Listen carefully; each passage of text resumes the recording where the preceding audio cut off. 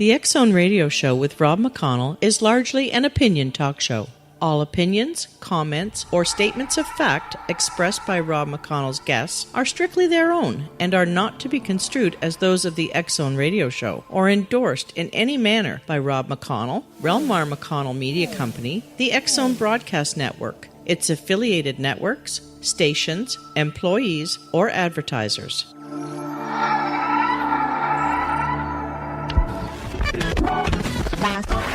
All Hit Radio.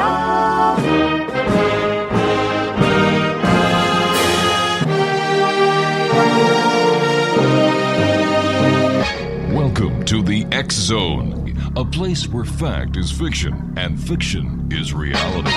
Now, here's your host, Rob McConnell.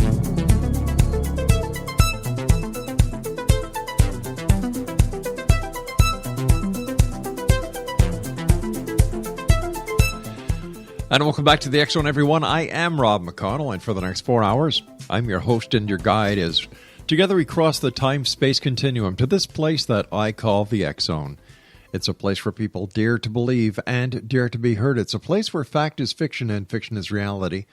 And the X Zone comes to you Monday through Friday from 10 p.m. Eastern until 2 a.m. Eastern, right here on the X Zone Broadcast Network, Talkstar Radio Network, Mutual Broadcast Network, and iHeartRadio. Now, if you'd like to send me an email, xzone@xzoneradiotv.com. On all social media sites, X Zone Radio TV. And to find out about the programming we have available for you 24/7, 365 on the X Zone Broadcast Network, visit www.xzbn.net.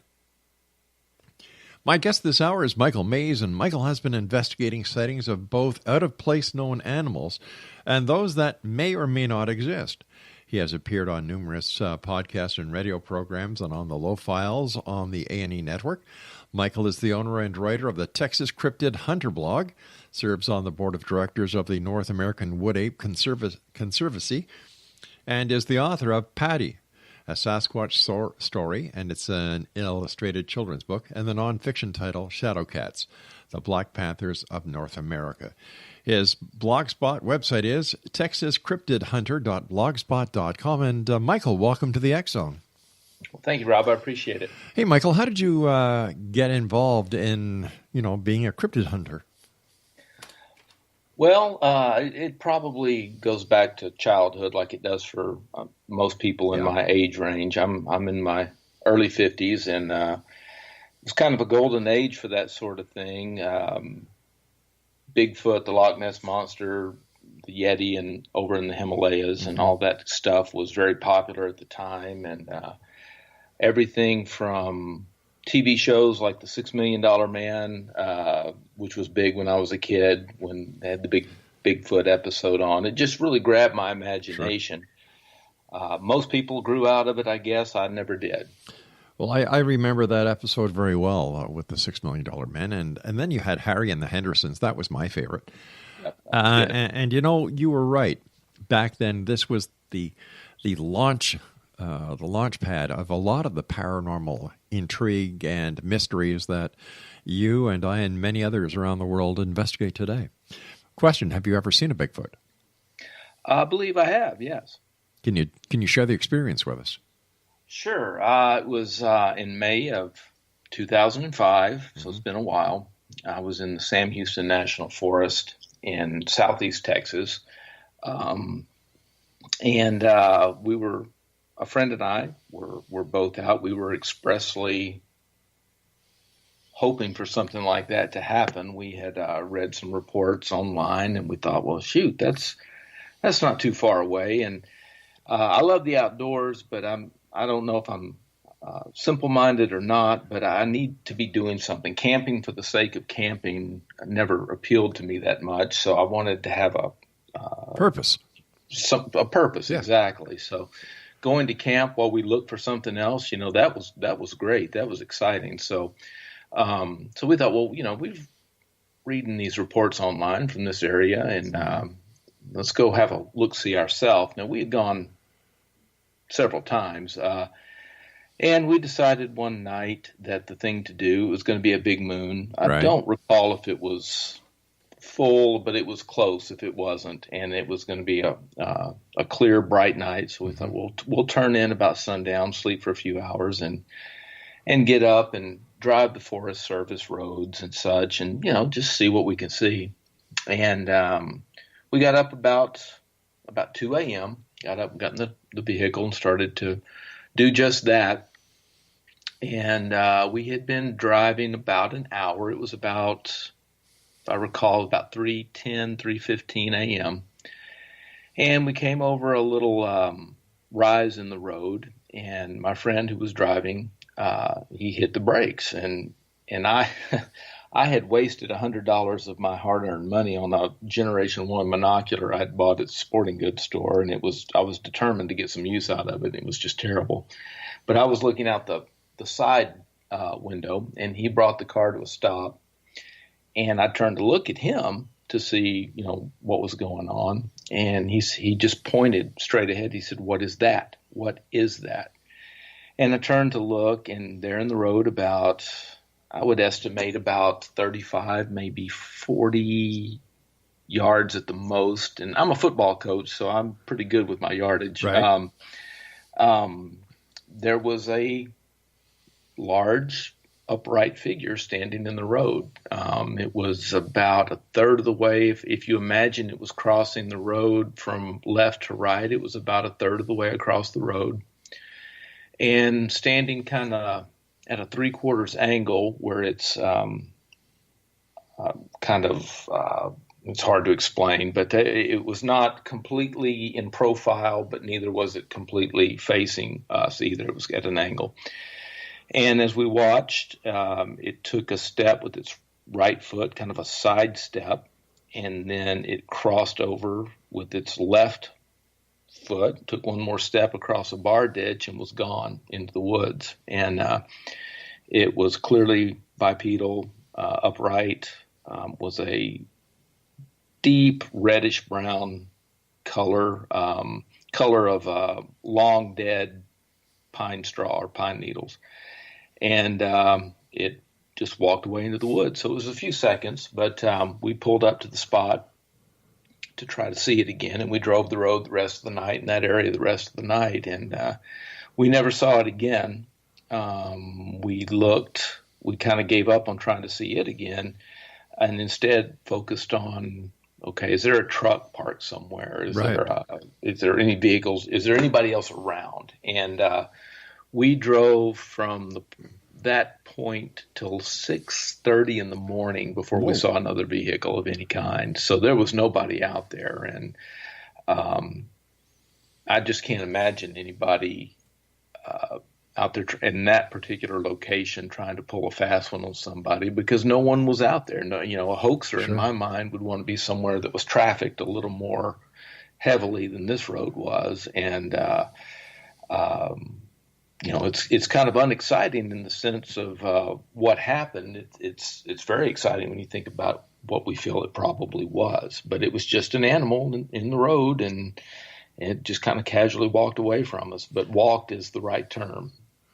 What does it feel like to be in this very exclusive club that you and your friend are in now, having had the 1 in a billion opportunity of seeing Bigfoot? Well, it's very cool in one way, as you might imagine.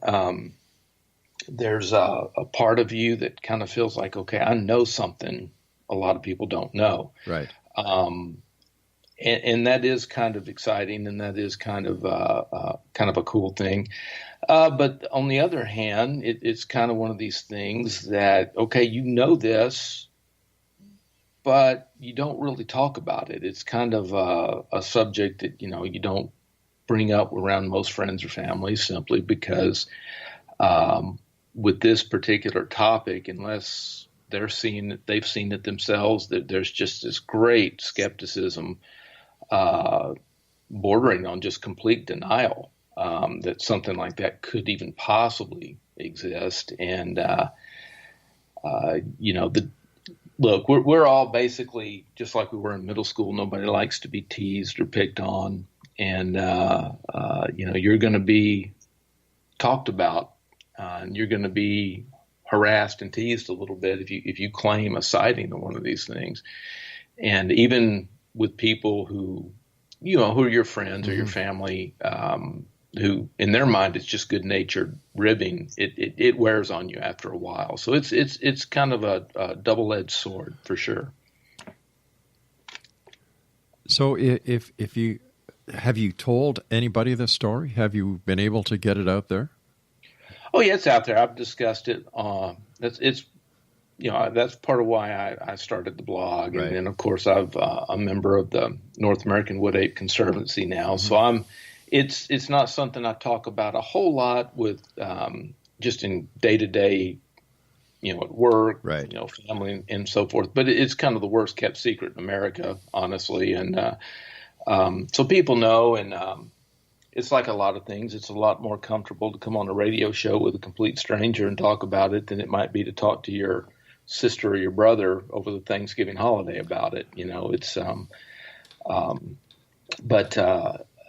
I have discussed it, and hopefully my experience might encourage somebody else to share theirs, because you never know what sighting, what incident might lead to that discovery.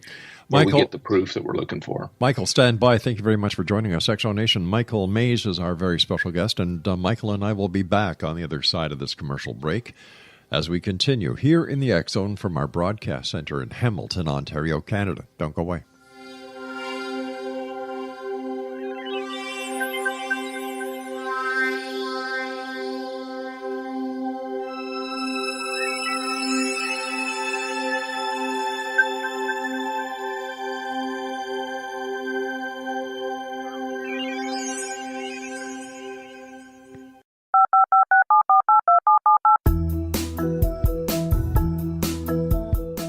Did you know that when you're on the road with limited data or Wi-Fi, you can still listen to the X Zone Radio Show with Rob McConnell, The Science of Magic with Gwilda Wiyaka, X-1, Dimension X, Space Patrol, and every minute of the X Zone Broadcast Network by calling 213-401-0080, courtesy of Audio Now.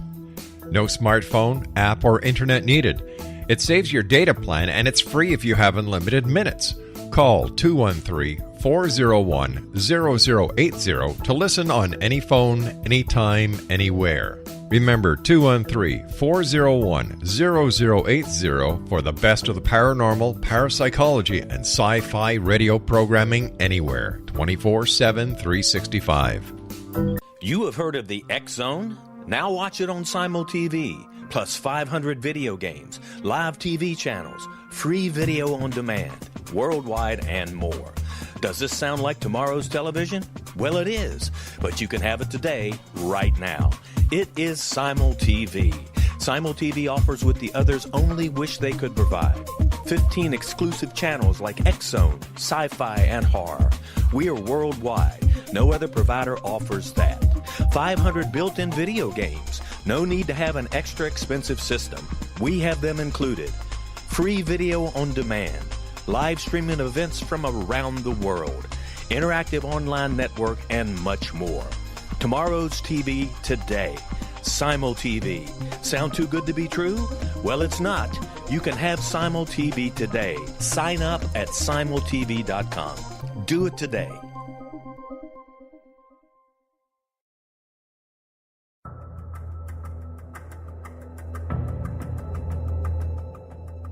Modern Esoteric, Beyond Our Senses by Brad Olson, consummates the lifeology story about where humanity originates.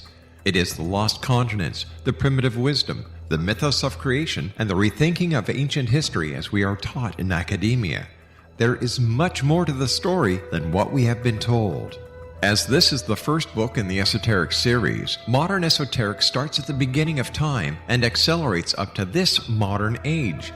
Future Esoteric is book 2 in the series and takes a forward-looking position ahead of today with an open and honest examination of the ET issue and various unexplained phenomena. To discover the writings of author Brad Olson, visit www.bradolson.com. That's www.bradolson.com.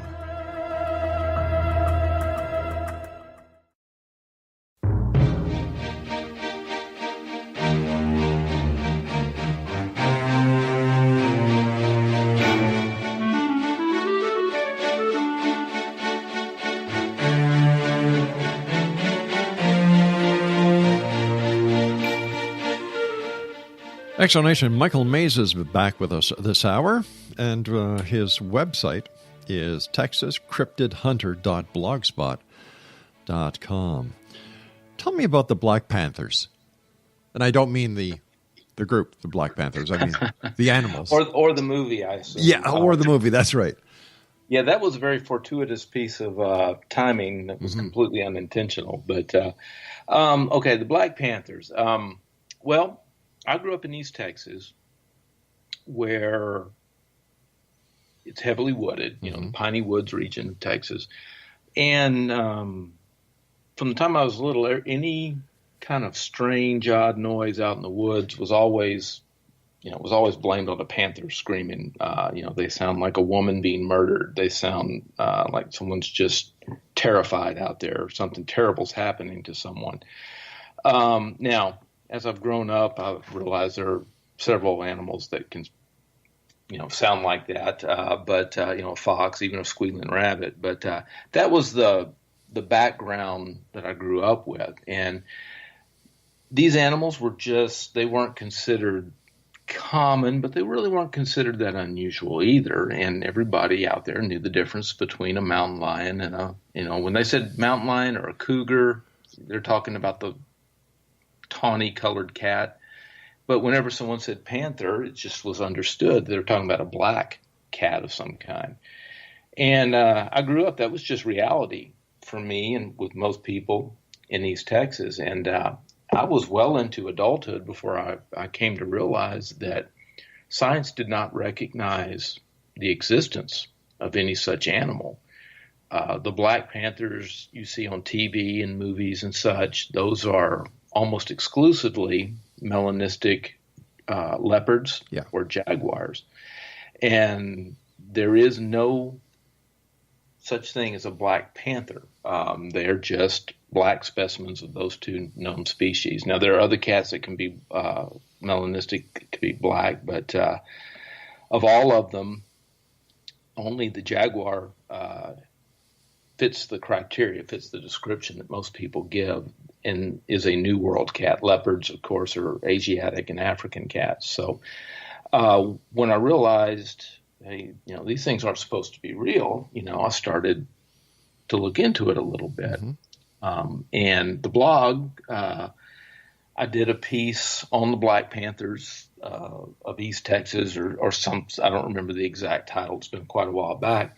And I really expected on that blog we'd be talking about all, Bigfoot more than anything, the usual cryptid suspects. But my email just blew up with people who were claiming these Black Panther encounters. And every time I would do a post or, post a sighting report that someone gave me, it just started the whole process over. The emails would just come flooding in. And it was at that time I decided to start charting them and see if I could discern some sort of pattern to the whole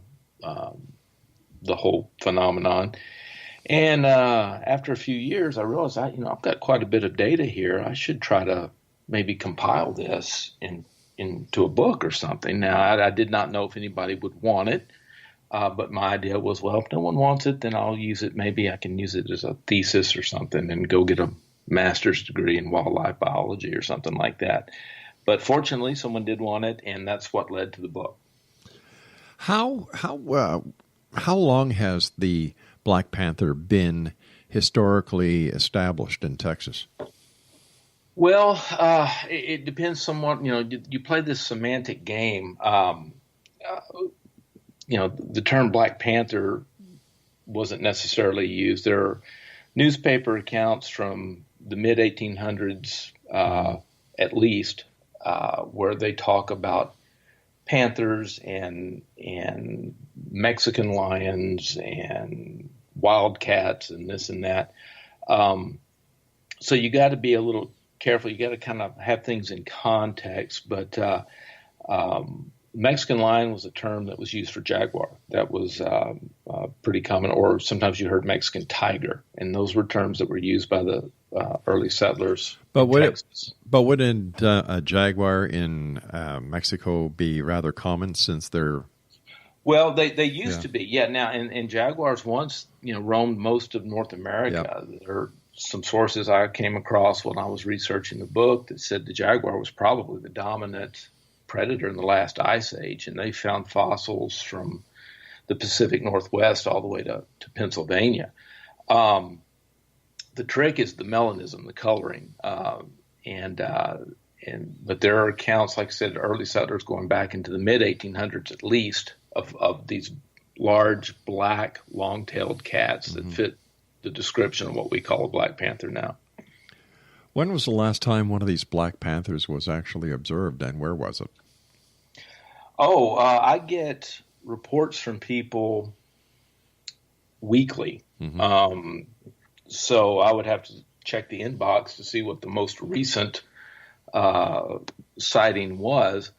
But now I'm concentrating mainly on the state of Texas. I do have people from across the country who will email me their experiences. Right. But I think the most recent one came from northeast Texas, up in the Atlanta, Texarkana area, which is a pretty heavily forested, wooded area up in that part of the state, and up close to the Red River.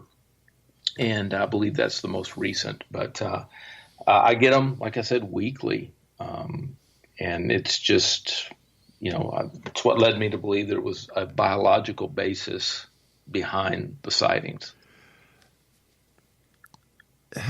What kind of evidence is there? Is there any physical evidence that has been recovered of the black panther? Well, yes and no. There have been obviously tracks left behind, large tracks that pretty much everybody agrees are big cats that have left this track. Of course, the problem there is you can't tell from a track what color the animal was that left it. Right. There are quite a few photos, many of which are in the book, that I've included in color. And they definitely show, a felid of some sort of cat, long-tailed, black in color, glossy black. They vary in size, which has led some to be dismissive of the phenomenon. I, on the other hand, I think that's an important clue as to what might be behind the sightings. But so we've got some photographs. We do have tracks. Now, the most tantalizing piece of evidence I personally have are some hairs that were sent to me. It was a reader of the blog who claims he struck a large black cat in central Texas one night on a farm-to-market road here in Texas, and hit it pretty solidly. He says it got up and it kind of wandered off the road and into a wooded area, and he had no desire to follow an injured animal, especially a cat that size, but he was adamant it was not a coyote. It was not a feral hog. It was not a dog of any kind. It was clearly a cat. And he had the presence of mind to pluck, not until he got home, but he found hairs on his bumper, and he plucked those off and put them in a baggie and sent those to me. So I have those in my possession now, and I have a friend who did some analysis on the hairs via microscope, just looking at morphology. There's a hair atlas out there, mammals of North America, and comparing them to, okay, what might this guy have hit? And again, coyote, cougar, mountain, feral hog, common dog, whatever. And it didn't match anything that you would think would be the usual suspects. He extended his research a little bit and said they looked the closest match, just eyeballing them under the microscope, were to a leopard. And so that's where it stood. And I had him do this, and he wrote up his findings. And at that point, I wanted to send them to a university, somebody's biology department, wildlife department, and get them analyzed again. And again, all I was asking was somebody to look at it under a microscope. I realized that DNA testing takes time, takes money, and I wouldn't ask anyone to take that on. But until not at their expense, I would want to find out if I'm wasting my time first. And I sent contacts out to every university in Texas, and not one of them was willing to even look at them under a microscope. Oh, gosh. Yeah. So they sit at this moment in a nightstand drawer next to my bed. I'm hopeful. I recently received some information from a gentleman in Arkansas that he thought he knew somebody that might be willing to look at them. So I'm preparing to explore that possibility, and I'm hopeful about that. All right, stand by, my friend. You and I have to take our break for the news at the bottom of the hour. And X Zone Nation, Michael Mays is our very special guest. And his website it's actually a blog website, texascryptidhunter.blogspot.com. And we'll both be back as we continue investigating cryptids, Black Panthers, Sasquatch, and much more this hour here with my special guest, Michael Mays, as the X Zone continues from our broadcast center in Hamilton, Ontario, Canada. Don't go away.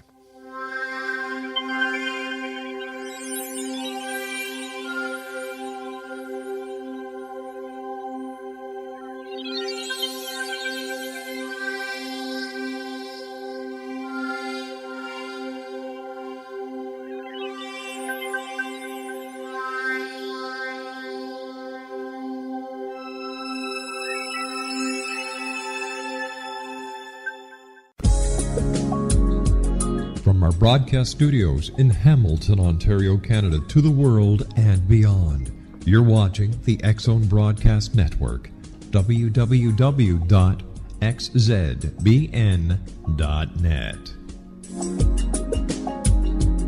AVS Media Den.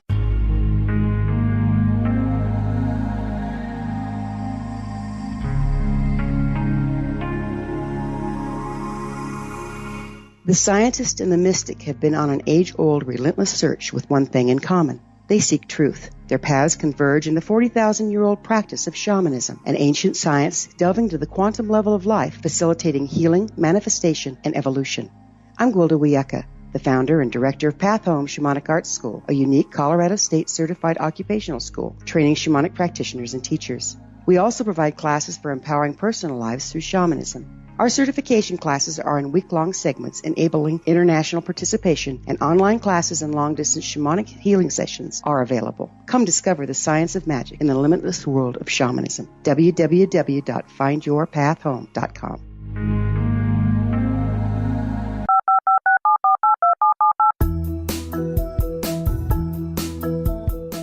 Did you know that when you're on the road with limited data or Wi-Fi, you can still listen to the X Zone Radio Show with Rob McConnell, The Science of Magic with Gwilda Wiyaka, X-1, Dimension X, Space Patrol, and every minute of the X Zone Broadcast Network by calling 213-401-0080, courtesy of Audio Now.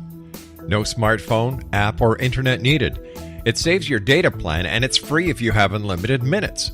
Call 213-401-0080 to listen on any phone, anytime, anywhere. Remember 213-401-0080 for the best of the paranormal, parapsychology, and sci-fi radio programming anywhere, 24/7, 365.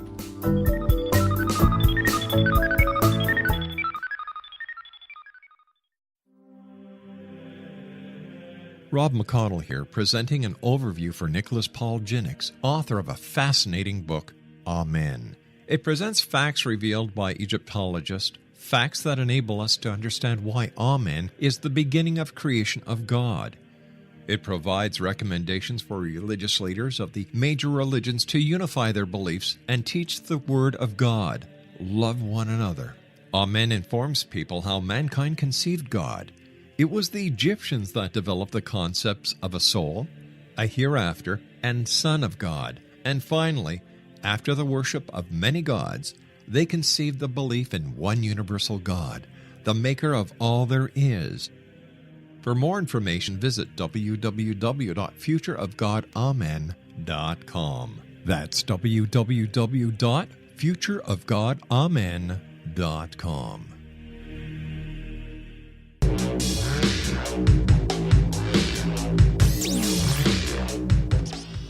Welcome back, and if you're a skeptic or a believer, join me, Rob McConnell, here in the X Zone as we investigate all aspects of the paranormal and the science of parapsychology and everything in between. Monday through Friday, 10 p.m. until 2 a.m. on the X Zone Broadcast Network, Talkstar Radio Network, Mutual Broadcast Network, and iHeartRadio. My guest this hour, Michael Mays, is a Texas Cryptid. Let's try this again. Texas Cryptid Hunter. His blogspot is texascryptidhunter.blogspot.com. Are the big cats that you're seeing in Texas and other people are seeing in other parts of the United States? In fact, here in southern Ontario, there have been many reports of big cats seen. Are these just like Bigfoot, have been around for a long time and we just get to glimpse of them once in a while? The stories have been around a long time. Now, the problem, going back too far, you get into the Native American lore a little bit, and with very few exceptions, nothing was written down. Those were all oral traditions, and so it's hard to pinpoint exactly how far back they go. But yeah, they've been around. That mythology has been part of, since going back at least to the documented European explorers who noted stories from the Native Americans, at least going back into the 1700s, and no doubt, farther than that. But up in your part of the world, there's actually a nice little part of the book where there was what was described as a black jaguar that was photographed in Guelph. Now, does that sound familiar to you, Guelph, Ontario? Guelph is only 20 minutes from Hamilton. Okay, well, and a gentleman named Rick Rosat, who was doing a study, this was a few years back, but this was not a fly-by-night study. This was a many-year effort to try to find out if there were still wild mountain lions, cougars in Ontario. And they set out game cameras, and they had wildlife biologists out and about. And they actually, let's see here, they had 470 sightings that were recorded, many by highly qualified observers like wildlife biologists. Right. But there were noted among those 470 were 52 what Dr. Rosat called credible sightings of black cougars in Ontario between 1991 and 2010. In addition to that, there's one very clear photograph of what was described in the study itself as a black jaguar, Panthera onca, and the sightings were, I'm not going to say dismissed, but they were not included they were mentioned about to that extent. The photograph was included. It's in the book, by the way. And, but they were just, considered to be either escaped pets or cases of mistaken identity, despite the highly qualified people who saw them, because there's no such thing as a black panther. So, the purpose of the study was to find out if there were cougars in Ontario. So from that standpoint, they stayed focused, they did their job, and it was a very successful study. I think that maybe an opportunity might have been lost to maybe discover something else while they were out there. And, but that's discussed in the book. So, I mean, I'm focused mainly in Texas and in the South, but we've got accounts in the book that go coast to coast, and California to North Carolina, up into your part of the world there in Ontario. So, and that's much further north than most would suspect. A jaguar for sure would be. So that's not even really recognized so much as historical range for a jaguar. So I found that story very interesting. What is going to be the significance when one day there's going to be a live capture of one of these jaguars, how is that going to change recognized history as well as recognized animal behavior and animal trackings? I don't know if it will change, history so much. Like I mentioned, depending on what it is. Right. If it turns out to be melanistic jaguars, which the thing about melanism, it's a genetic trait. It's the result of a mutation, genetic mutation, and the trait of melanism, of being black, think of the opposite of albinism, where everything's white. There's no pigment at all. Melanism is just the opposite. Everything is black. That trait is dominant. So if you had a small in jaguars, it is. So if you had a small population, a remnant population of these cats, be they off in California, up north where you are, further east in Texas, wherever, but they were cut off from the larger population down in Mexico, Central America.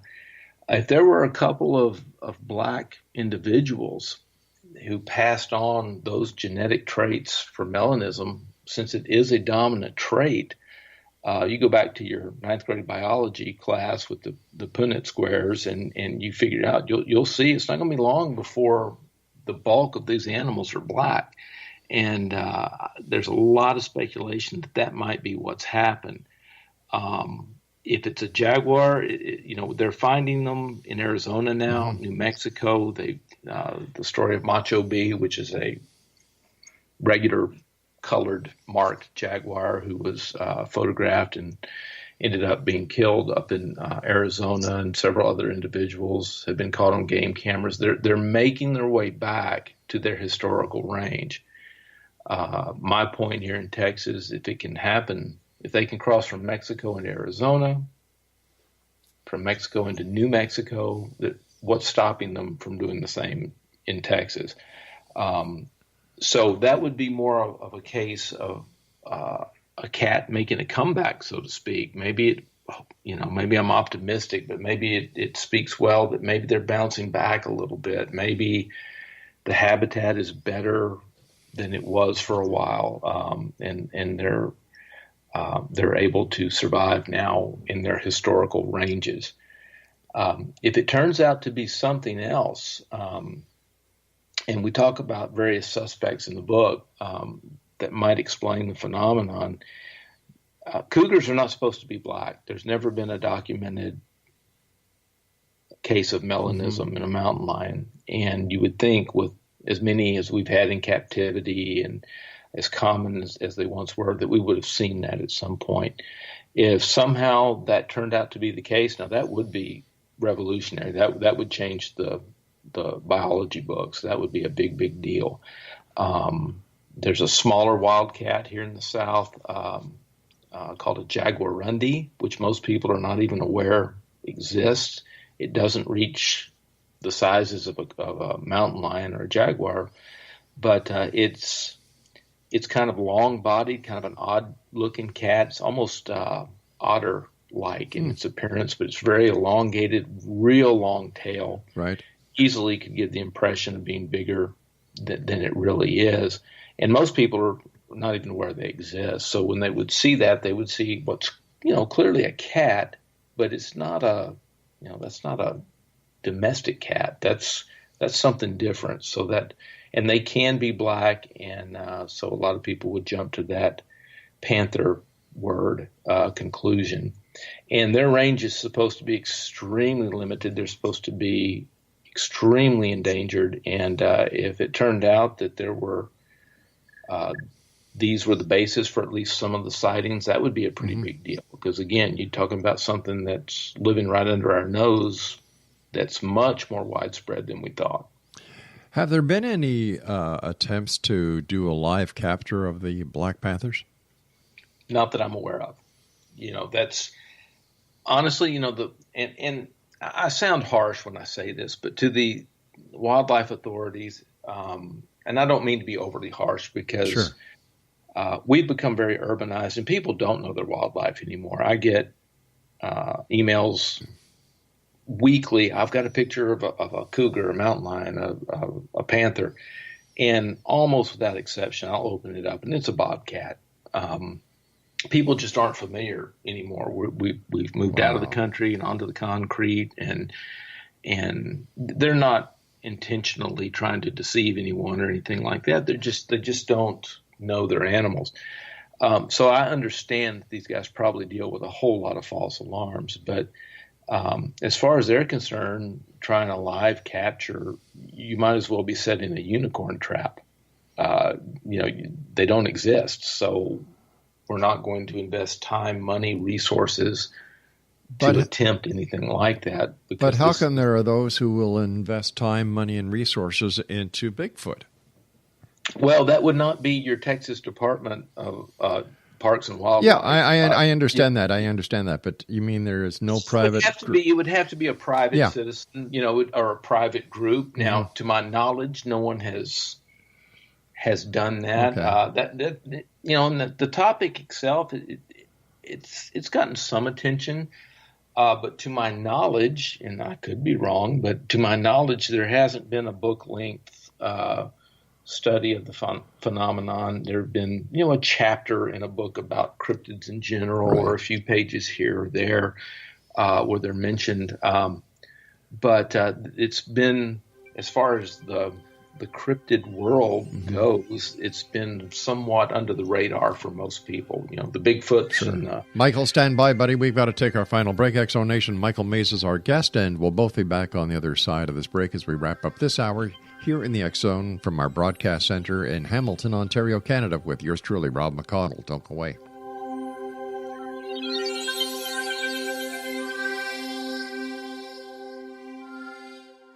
You have heard of the X-Zone? Now watch it on Simul TV, plus 500 video games, live TV channels, free video on demand, worldwide, and more. Does this sound like tomorrow's television? Well, it is, but you can have it today, right now. It is Simul TV. Simul TV offers what the others only wish they could provide. 15 exclusive channels like X-Zone, Sci-Fi, and Horror. We are worldwide. No other provider offers that. 500 built-in video games. No need to have an extra expensive system. We have them included. Free video on demand. Live streaming events from around the world. Interactive online network, and much more. Tomorrow's TV today. Simul TV. Sound too good to be true? Well, it's not. You can have Simul TV today. Sign up at simultv.com. Do it today.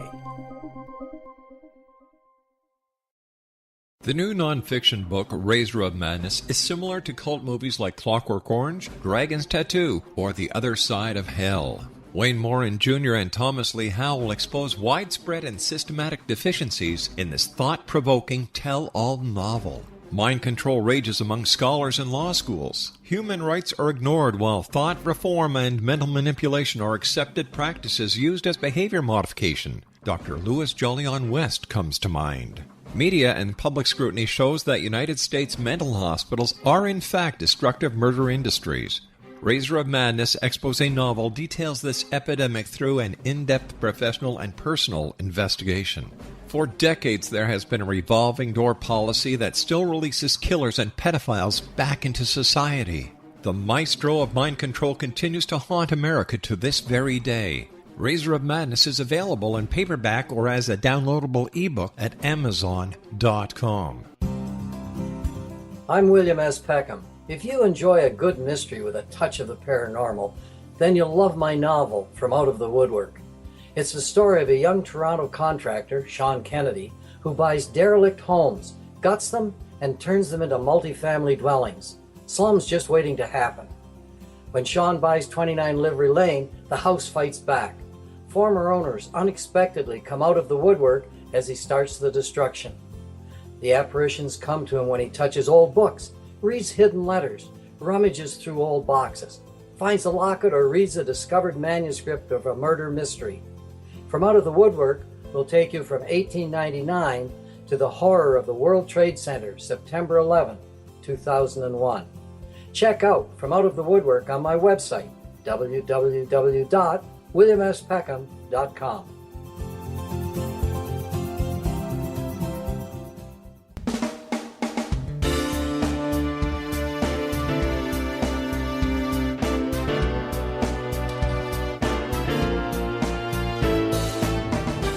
All right, everyone. My guest this hour, Michael Mays. His blog is texascryptidhunter.blogspot.com. And Michael, first of all, thanks very much for coming on the show. Great talking to you and learning so much about Black Panthers. We were talking being here. Thank you. Yeah, the information has to get out there, and if you're not part of the solution by suppressing it, you're part of the problem. We don't want that. We want people out there to keep their eyes open. But if they are going to try and photograph a black panther or go into an area where black panther is believed to be, what are the do's and the don'ts that they should adhere to? Oh, well, first of all, you better be ready with a camera. It's the same old argument that people who argue against the existence of a Sasquatch or a Nessie or something like that. Well, why aren't there more photographs? Everyone's got a phone. Everybody's got a camera on their phone. Test yourself. Okay, even hold your phone in your hand. Very few people walk around with the camera open, with the app ready to go. Take it out, hit the button, pick it up, try to get it focused. And how long does it take you? And the nature of these sightings with these cats are so fleeting that it's a rare thing indeed for someone to be able to get a phone, even if it's already in their hand, and have that ready. So what I would recommend is actually having a camera handy, an old-fashioned regular camera where you can just pick it up and you're ready to go. I would guess, you got to be careful with baiting and things like that. You're going to attract all kinds of unwanted varmints probably if you do that. But if you want to have a chance, I would approach it like any other hunt. It's going to take time. It's going to take patience, and you got to go where the sightings have been. And what I have found as I've charted, we're up around 150. The book, I'm now over that since the book's come out. We've added to that well over 150 sightings, predominantly here in Texas anyway. They're in the eastern half of the state, which corresponds to more rainfall, more water resources, more wooded areas. It's exactly what you would expect from a living, breathing species of animal. So you want to, zero in on where the sightings have been, the counties. In the book, I've got a list of the counties in Texas with how many sightings and where and all that kind of stuff. And you got to get out and look. And it's not going to happen from your couch. That's the thing. And we like to read about and watch the adventures of others, sometimes on TV, but going out and doing it yourself not many people are doing that these days. But just be aware, listen, look for a sign. If you're on a camping trip or you're on you're getting your lease or your deer stand ready for deer season next year, pay attention, look around, and have a camera ready. That would be my advice. But again, you could maybe improve your odds a little by looking to see where the sightings have actually taken place and plop yourself down right in the middle of them. Has there been any recorded attack on any member of the human society by one of these cats? Not any that I would call credible. There was one a few years back where a man in Alabama claimed he was attacked. Now there's one, there are a couple of old newspaper accounts that I've referenced in the book where in the late 1800s, right at the turn of the century, where there were a couple of loggers in East Texas who claimed that they were attacked by two panthers simultaneously, and they stood back to back trying to beat them off with sticks for the better part of half an hour. And they got torn up pretty good, but managed to get out. There's a story in the book that was related from a newspaper in, I believe it was out of Louisiana, if I'm remembering correctly, about a mule skinner who left on a wagon. The horses came back without him, and people went to look for him, and they found a big black panther standing over him, had killed him, and was feeding on him. Again, that's a historic account. And there are a couple of, there's another account from the Big Thicket region of Texas where a woman was attacked and killed. But again, these are historical in nature. I have not heard of anything that I would consider credible for years and years. Or let me rephrase that, when someday a Black Panther is live captured, will this add to the credibility of the existence of Bigfoot? Well, I think it could. Mm-hmm. I think there are definitely some similarities in the two phenomenon in that neither is supposed to exist. Now, people who are determined not to believe aren't going to until you bring a body in. That's just the way it is. And people who are going to believe, they're going to believe no matter what. Those people in between were, the true open-minded skeptic that we're trying to reach. And there are precious few of those people. Most are either just faithful believers or diehard. There's no way. But, I must tell you something, Michael. I've been doing this show 28 years now. And I've talked to many people about Bigfoot, about the skunk ape, and so on. And I believe it goes with the sound of the credibility of the person that you're interviewing. And you sound very credible.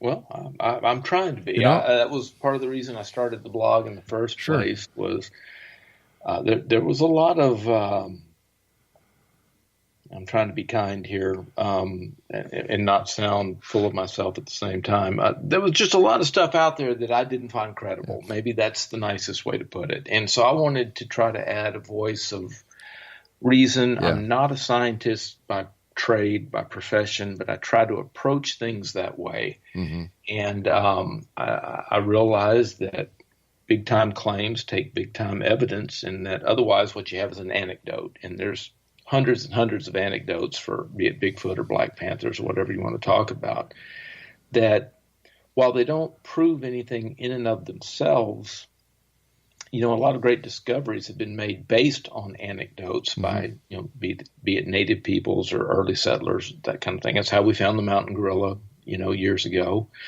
and so on. So you try to maintain that credibility. That's what I've tried to do with the Shadowcats book regarding the Black Panther phenomenon. I've tried to approach it very scientifically. And I agree with you. I think the Sasquatch wood ape Bigfoot phenomenon, I think it's the same deal. I think it's going to depend a lot. But again, you're talking about something that's pretty extraordinary, and it's going to require extraordinary evidence for the powers that be to recognize and document that animal.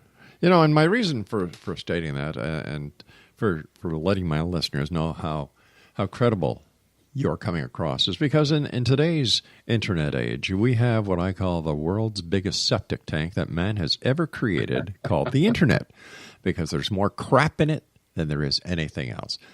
So when somebody is listening, or if somebody wants to get involved in the research of Bigfoot or Black Panthers, they need a base or someone they can go to who just isn't one of these people on the internet who think they're an expert and send people diving in the wrong direction. So thank you for being there. Well, I appreciate that. And my advice would be, beware of anyone that tells you they're an expert mm-hmm. on an animal that is not officially recognized. I don't believe there are any. I think if we had true experts, then they would have been documented by now. I think there are people that know more than others, certainly, but and hold on to your wallet. I'll put it that way. There's some folks out there that are taking advantage of some folks. And I'm trying to be one of those people, and that's the groups I'm associated with, and the way I try to conduct my business. We're trying to add a voice of credibility, to add a voice of reason to all of that, and it's really not as out there as maybe you've been led to believe by some of this stuff you read or seen on TV or heard about. And that's what we're trying to do. And you're doing it, my friend, and I'm very glad that you came on the show tonight. And give a couple of websites that our listeners can go to for more information on you as well as the organization that you belong to. Okay. If you're interested in the Bigfoot or wood ape phenomenon, great resource. The group I belong to is the North American Wood Ape Conservancy. It is just woodape, woodape.com, or it might be org. Try them both. It's one of those two. I apologize off the top of my head. And then my personal blog site, the Texas Cryptid Hunter site, is, and it is a blog, it's texascryptidhunter.blogspot.com. And I expand a little outside that strictly the Bigfoot thing, which, of course, is, while we're here talking about the Black Panthers, that's how we got here. So interest is, a little more varied than just one specific animal. Michael, I hate to do this, but we've run out of time for tonight. Please come back and visit us again. And congratulations on all you do. Keep the great work up. Appreciate that. Thank you very much. You take care, Michael. And for more information on Michael Mays, our guest this hour, X Zone Nation, texascryptidhunter.blogspot.com. I'll be back on the other side of this commercial break with the news as we continue here in the X Zone from our broadcast center in Hamilton, Ontario, Canada. My name is Rob McConnell. Don't go away.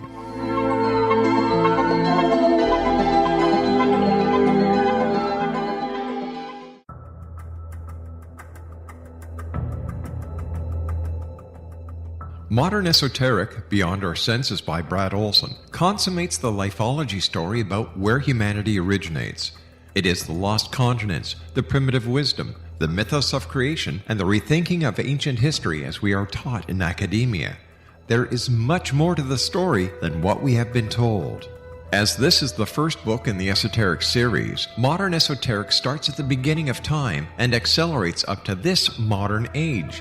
Future Esoteric is book 2 in the series and takes a forward-looking position ahead of today with an open and honest examination of the ET issue and various unexplained phenomena. To discover the writings of author Brad Olson, visit www.bradolson.com. That's www.bradolson.com.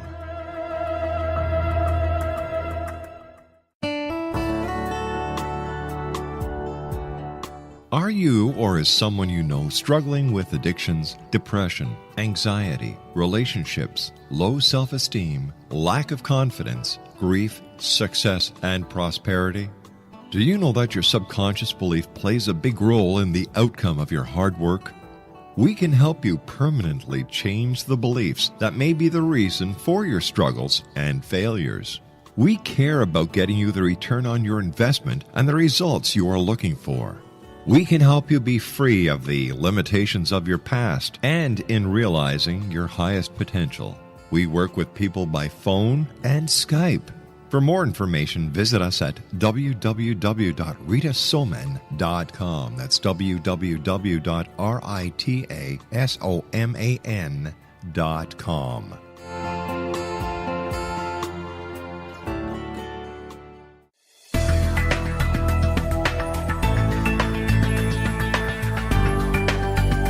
Do you think you have energy problems in your home? Do you feel better when you're away than when you're home?